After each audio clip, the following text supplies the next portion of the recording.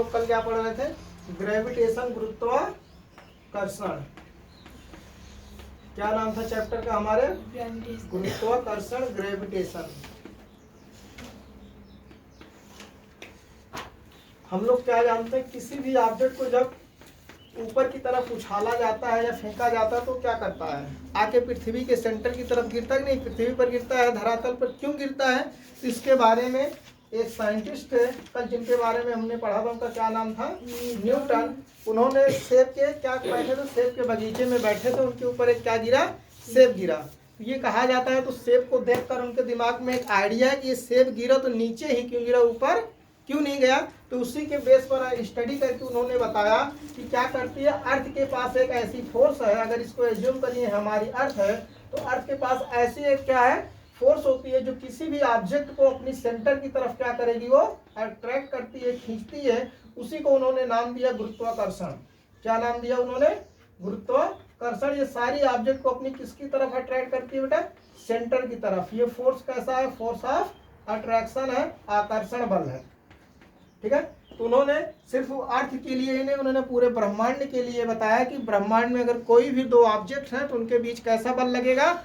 आकर्षण बल लगता है। उसका मैग्नीट्यूड कैसे निकालेंगे?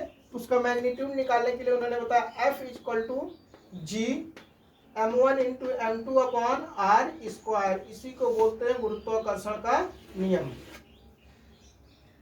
स्टेटमेंट में क्या होगा? तो स्टेटमेंट में ब्रह्मांड में स्थित एज्यूम करते हैं कोई दो हमारे क्या है, ऑब्जेक्ट्स हैं।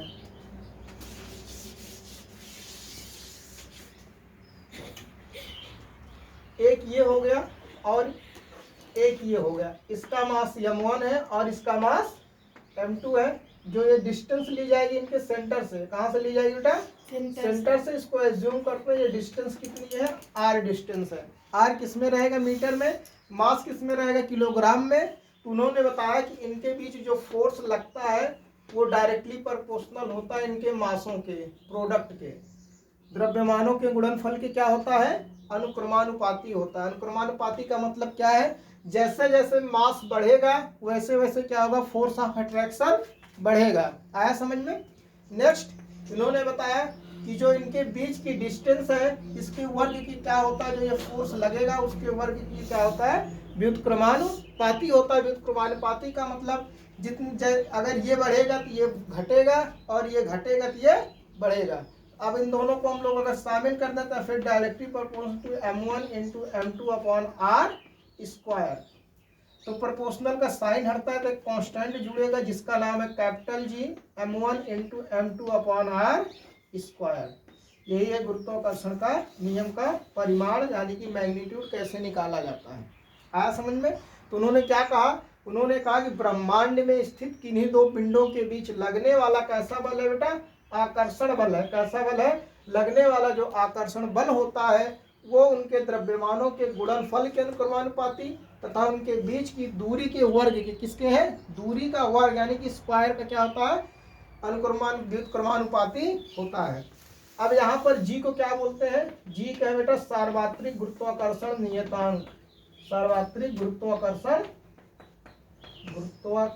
नियतांक कैपिटल जी।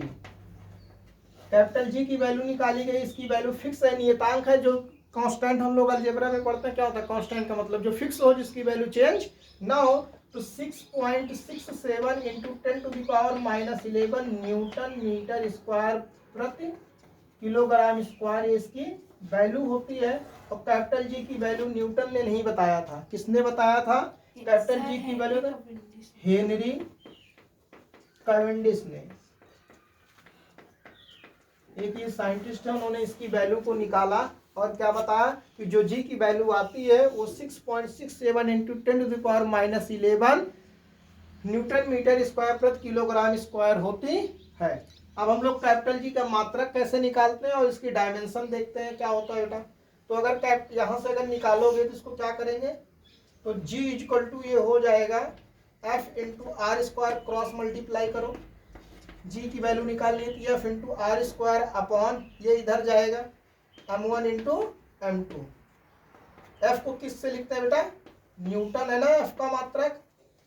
इंटू दूरी है, दूरी का मात्रक क्या होता है लंबाई, मीटर में क्या हो जाएगा मीटर स्क्वायर लगा तो मीटर का स्क्वायर अपॉन केजी, द्रव्यमान को केजी इंटू केजी, तो ये हो जाएगा न्यूटन मीटर स्क्वायर प्रति किलोग्राम स्क्वायर। ये क्या होती है जी का मात्रक, गुरुत्वाकर्षण नियतांक का मात्रक पूछा जाता है क्या होता है न्यूटन मीटर स्क्वायर प्रति किलोग्राम स्क्वायर।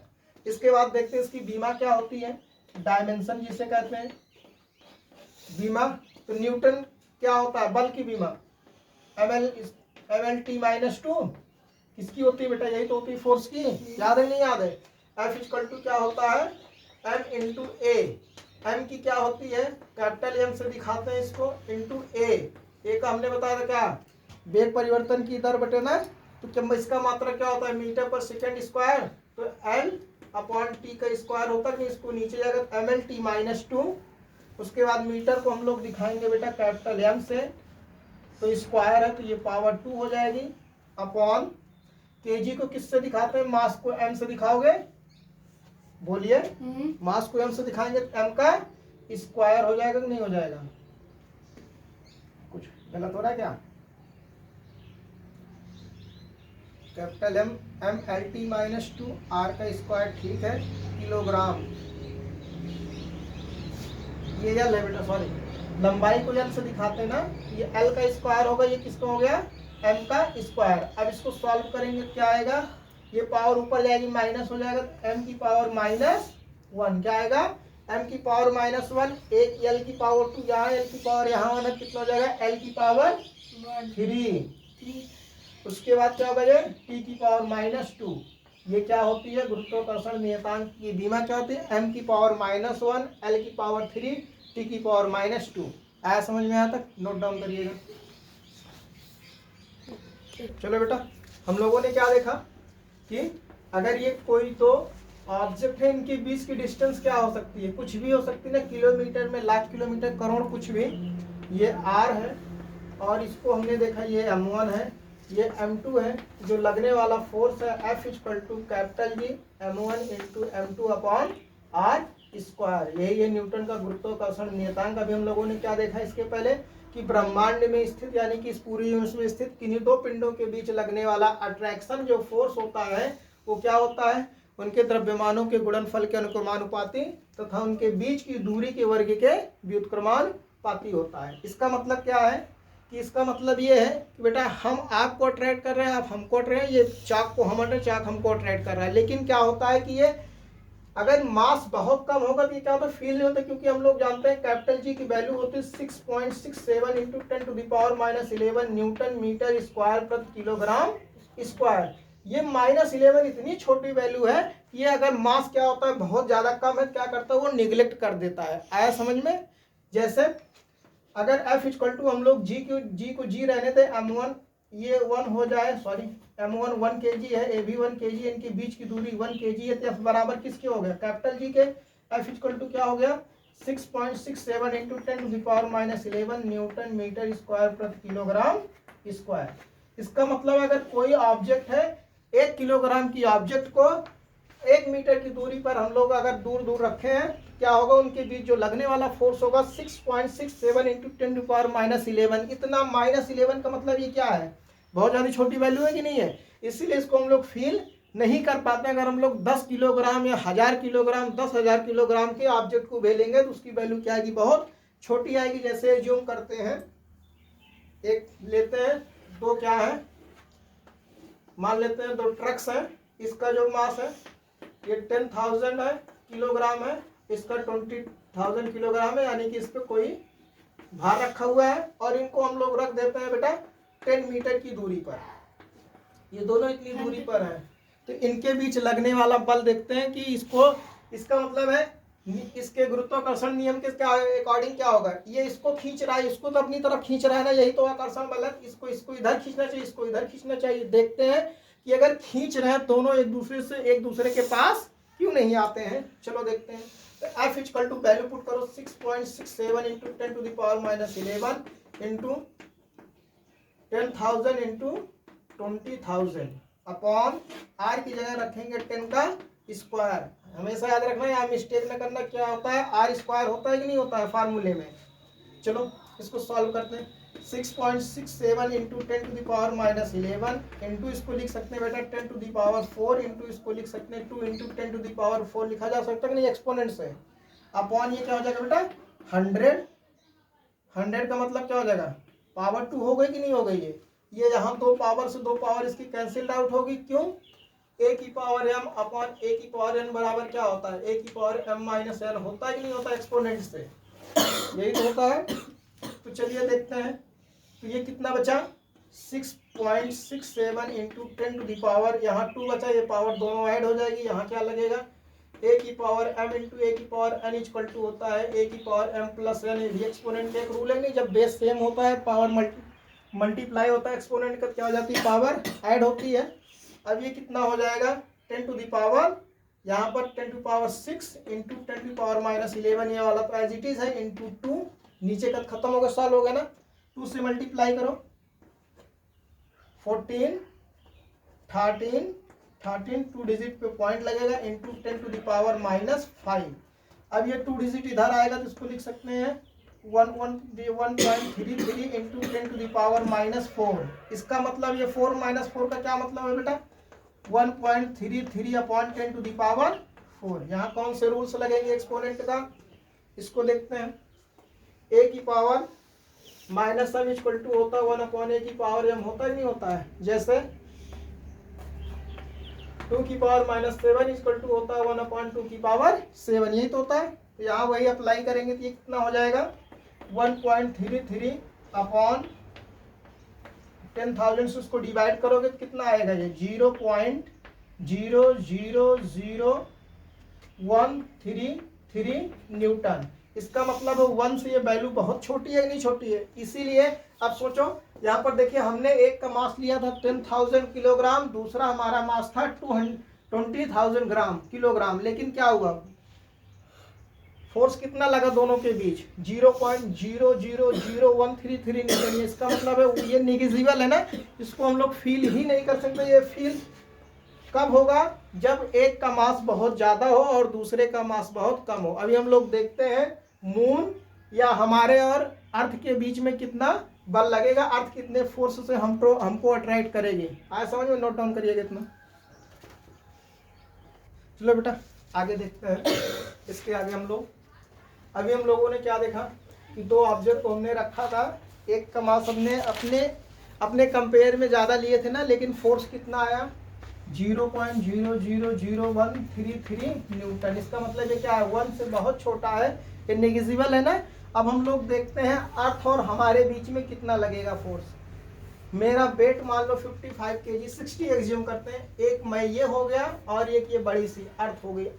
अब हमारे और अर्थ के बीच की दूरी कितनी है बेटा, सेंटर से दूरी ली जाती है 6.4 इंटू 10⁵ किलोमीटर में, इसको हम लोग एज्यूम कर लेते हैं, मून मान लेते हैं इसको, ठीक है। अभी इसके बाद मेरा वेट मान लेते हैं 60 kg हो गया, और अर्थ का जो वेट होता है वो कितना होता है 6 इंटू 10⁻24 kg। अब ये एज्यूम करते हैं हमारे और अर्थ के बीच में कितना क्या लगेगा फोर्स लगेगा, जिसे हम लोग ग्रेविटेशनल फोर्स कहते हैं। तो F इक्वल टू क्या होता है capital G m1 into m2 upon r square. सारी वैल्यू को पुट करिए 6.67 इंटू 10⁻11। m1 कितना है 60 kg है, इंटू ये कितना है 6 इंटू 10⁻24 kg है, अपॉन ये कितना हो जाएगा 6.4। ये बेटा किलोमीटर में, जिसको मीटर में बदलोगे तो कितना हो जाएगा, यहाँ से हम लोग 1000 से मल्टीप्लाई कर देते हैं, ये हो जाएगा 6.4 10⁸ का स्क्वायर। अब इसकी मल्टीप्लाई करते हैं, सॉल्व करो, ये हो जाएगा 6.67 इंटू 10⁻−11 इंटू 3 6 इज 36 इंटू 10⁻, यार 10 की पावर 1, ये 10⁻25 अपॉन ये हो जाएगा 6.4 का होल स्क्वायर इंटू 10⁻16। यहाँ तक आया समझ में। अब ये 6.4 का स्क्वायर कितना होता है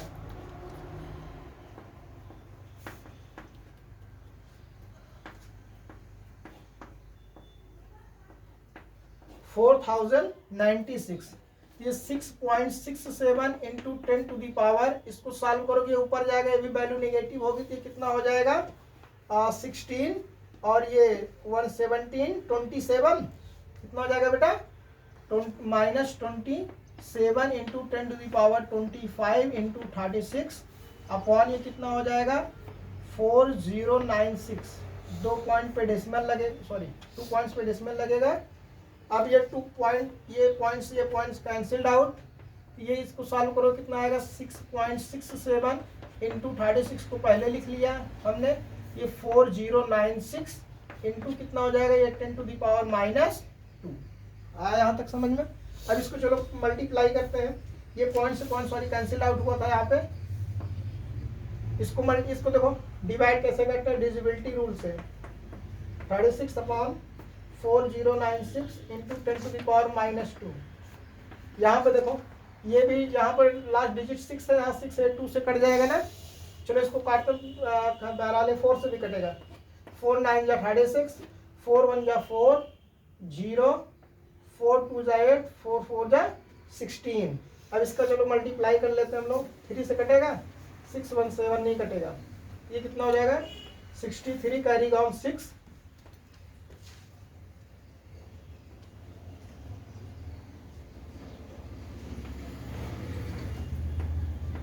इंटू कितना हो जाएगा 10 टू दी पावर -2। इस दोनों को डिवाइड करो,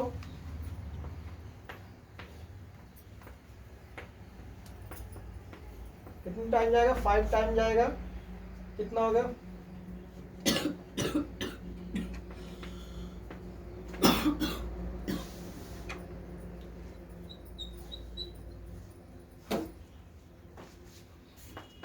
0 लगाएंगे बेटा यहाँ 0, कितनी टाइम जाएगा नियर अबाउट जाएगा 7 टाइम, 7 4 जा 28 कैरी ऑन 2, 7 2 जा 14, 2 16, 7 1 जा 7, सब्ट्रैक्ट करें 2 6, यहाँ तो 0 जाएगा, ये 7 में से 6 पॉइंट लगा 0 बढ़ा लिया हमने, अब ये चला जाएगा 6 टाइम, कितना है 5.76 into 10 to the power -2 newton. इसका मतलब है अर्थ हमको इतने न्यूटन के फोर्स से क्या करेगी बेटा अट्रैक्ट करेगी, खींचेगी। आया समझ में कि नहीं आया? नोट डाउन करिएगा।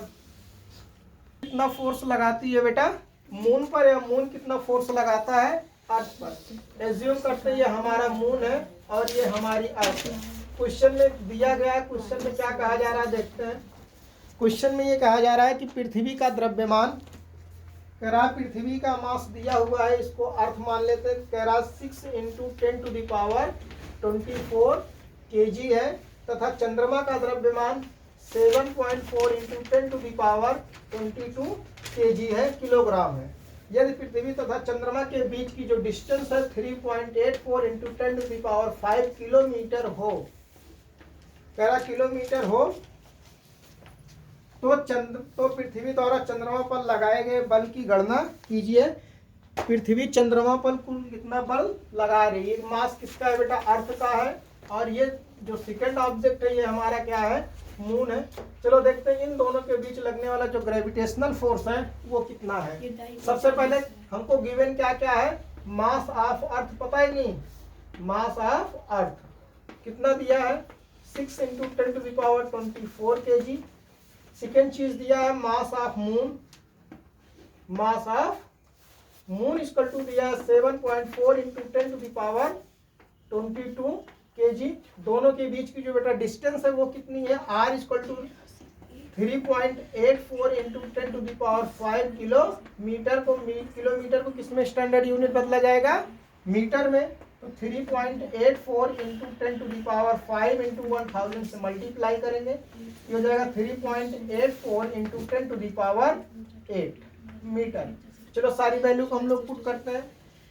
F इक्वल टू क्या होगा G m1 into m2 upon r square, 6.67 into 10 to the power -11। Mass of m1 को हमने मास ऑफ अर्थ है, मास ऑफ अर्थ कितना है 6 into 10 to the power 24 into 7.4 into 10 to the power 22 upon 3.84 into 10 to the power 8 का whole square. अब इसी को हमको क्या करना है सॉल्व करना है।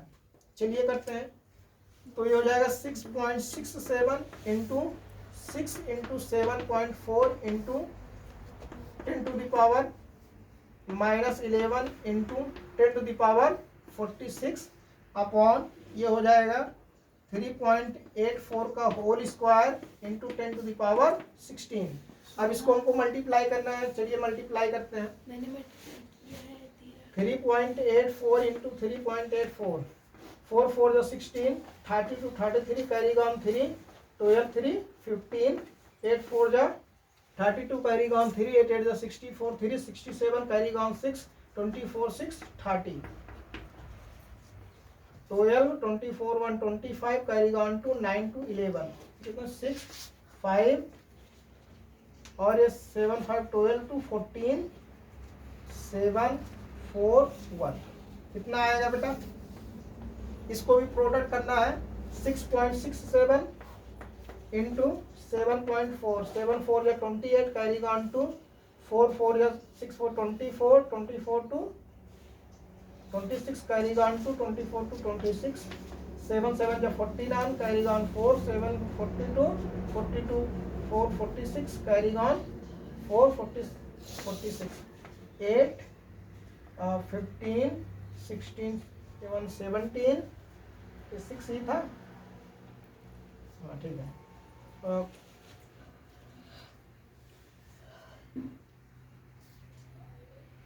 13 8 1 9 4। चलो सारी वैल्यू पुट करते हैं। 49,358 इंटू अभी 6 से मल्टीप्लाई करना है। इन दोनों को सॉल्व करोगे कितना आएगा? 10 टू द पावर 35 अपॉन इसको हमने कितना लाया था बेटा? 7456। यहाँ पर 4 डिजिट पे 1 2 3 4 डिजिट पे पॉइंट लगेगा। इस वाले में कितने पे लगेगा बेटा? 3 डिजिट पे। ये पॉइंट से पॉइंट कैंसिल है क्योंकि दोनों का सेम है। इंटू 10 टू द पावर 16 ये ऊपर जाएगा किसमें होगा? निगेटिव हो जाएगा कि नहीं बदल जाएगा?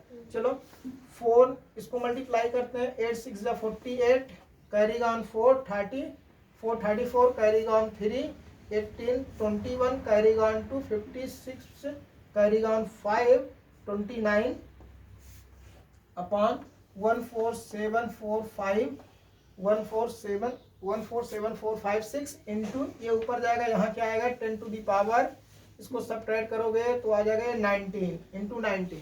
अब इसको डिवाइड करते हैं, हमारा आंसर आ जाएगा। साइड में डिवाइड करो 296148। कैलकुलेशन की बेटा हमको आदत डालनी पड़ेगी क्योंकि एग्जाम में कैलकुलेटर तो मिलेगा नहीं मिलेगा? मिलेगा। इरेज करते हैं इसको।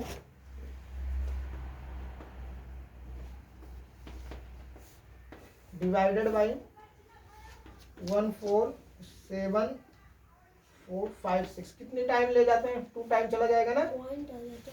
12 के 2 कैरी ऑन जाएगा कि नहीं जाएगा? ये कितना है? 2,96,148 1,47,000 यानी कि ये 1.5 गुना नहीं जाएगा। पॉइंट है चाचा, वो जो नहीं जाएगा ना। तो ये कितना हो जाएगा? 2 टाइम जाएगा कि नहीं जाएगा? ये 147 अच्छा हाँ। 2 1.5 चला जाएगा बेटा। 2 टाइम जाएगा। ये ले जाते हैं। 6 2 12 carry on 1 10 1 11 carry on 1 8 1 9 14 carry on 1 8 1 9 2 1 2। इसको सब्ट्रैक्ट करो कितना आएगा? 6 3 2 1। तो पॉइंट लगाएंगे कितना होगा? 0 टाइम जाएगा। अभी नहीं जाएगा। फिर यहाँ पर एक क्या बढ़ाते हैं? 0 बढ़ाते हैं यहाँ पर। अब ये जाएगा कितने टाइम ले जाते हैं? ये हो गया बेटा 1,23,000 और ये कितना है? 1,47,000। अभी भी तो नहीं जाएगा। किताब में 2 टाइम ले गया है, बस इसके आगे 2 टाइम्स लेके गया है। अब ले जाते हैं कितनी टाइम जाएगा? ये चला जाएगा 2 टाइम जाएगा। कितना आ गया? एफ आ गया 2.02 इंटू 10 टू द पावर कितना आएगा ये 19 न्यूटन। कितने न्यूटन का क्या लगेगा अर्थ, कितने न्यूटन का बल लगाएगी किस पर, मून पर लगाएगी। आया समझ में क्वेश्चन। तो जब बेटा मास ज्यादा होता है तभी हमको ये फील होता है कि ग्रेविटेशनल फोर्स लग रहा है, अदरवाइज अगर मास है तो नहीं। जैसे ये चौक का मास कितना होगा 10 ग्राम है, 20 ग्राम है, मेरा 60 है, 60 kg होगा एज्यूम करें, तो तब भी क्या होगा ये 10⁻⁻11 इतनी छोटी वैल्यू होती है कि इसको क्या कर देता है, ये कम कर देता है। आया समझ में, नोट डाउन कर लीजिएगा।